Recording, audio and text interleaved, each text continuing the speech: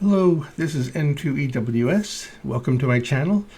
I don't normally do unboxings, but I just bought the Tidradio TD-H8.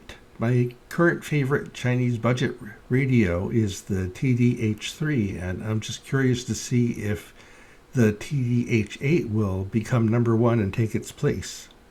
So let's open the box, and we've got a nice looking manual, which I will never read.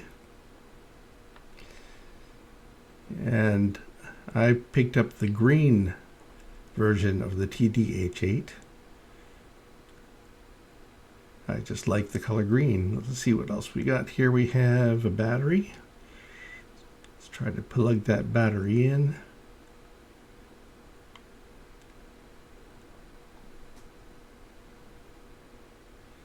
Goes in one way or another. Oh, there it goes.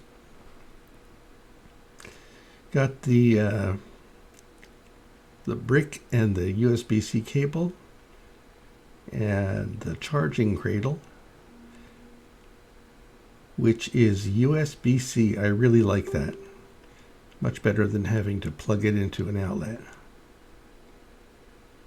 Got the belt clip, which I always put on but I never use, and the antenna.